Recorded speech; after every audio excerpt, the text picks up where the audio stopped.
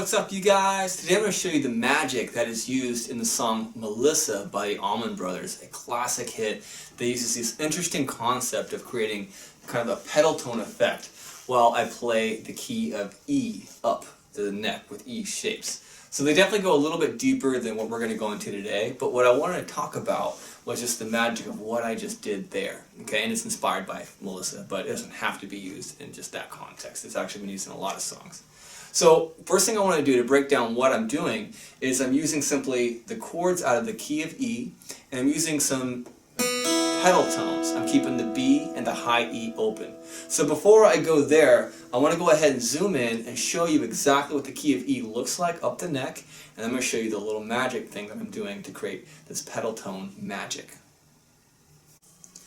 Alright, now that I got you guys a little bit closer, the chords are in the key of E, E, F sharp minor, G sharp minor, A major, B major, C sharp minor, D sharp diminished, and then E major again.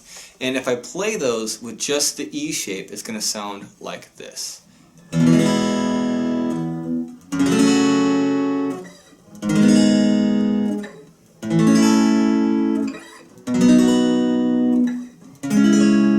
Here's a D sharp diminished, it's a little tough. And then I don't have a cutaway on this one, but that'd be an E again. You kind of get the idea. So those are the chords in order of the key.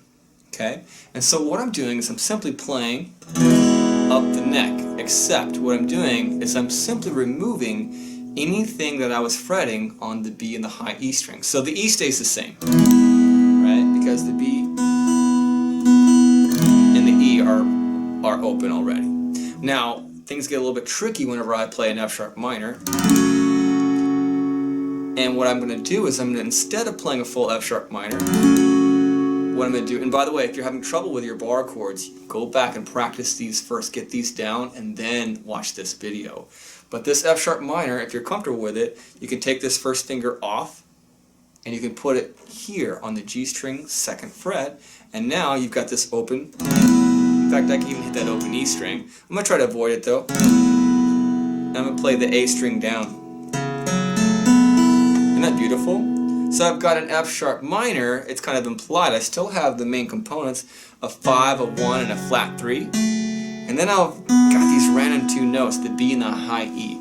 Now in this video I'm not going to go into what that chord is exactly called, although if you guys comment enough and ask for it, I'll love to talk about exactly what these little crazy names are for these chords, but for now it doesn't matter. Just appreciate the magic, okay? So that's an F sharp minor with the magic sauce on it, okay? The next one's going to be a G sharp minor, which is that exact same shape but just up a whole step from F sharp minor to G sharp minor. So I'm just going to do the same thing I did before by putting my first finger, in this case, on the 4th fret of the G string.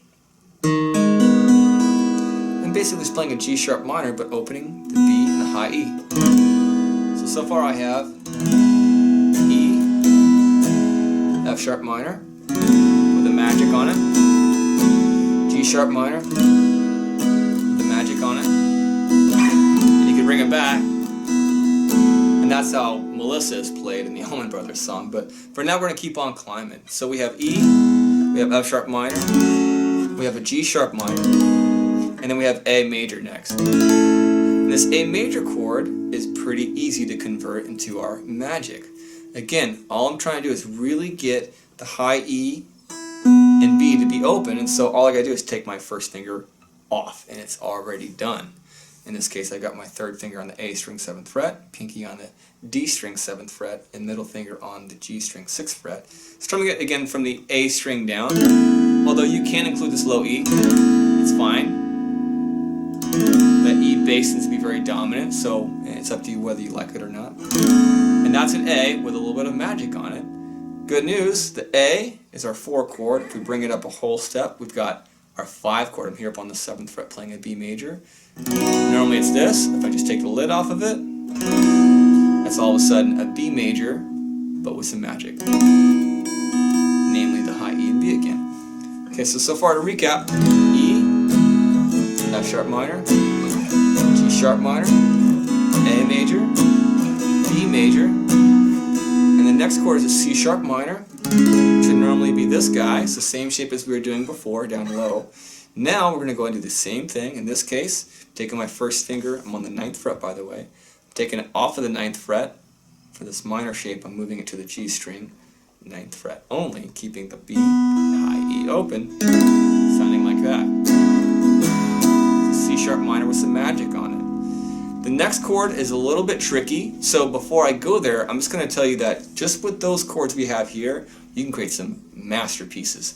I'm just going to goof around just to kind of prove what I'm talking about. I'm just going to literally play something. I haven't planned this out at all, so we'll see how it comes out.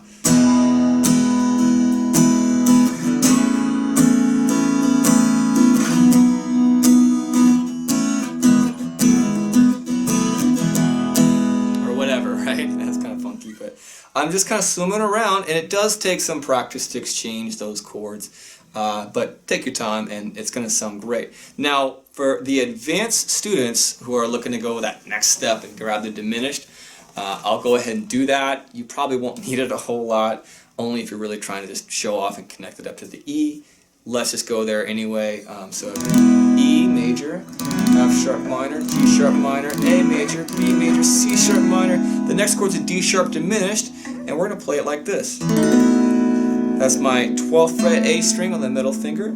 Pinky plays a 13th fret D string. My first finger plays the 11th fret G string, and everything else is open, of course, creating this pedal tone effect. That is the note just kind of running through all these chords. And then I'm going to bring it up to an E. Okay? So this shape's so funky, you probably haven't played it before because it's kind of rare. It's a 1 flat 3 flat 5, and again I'm not going to go into that today.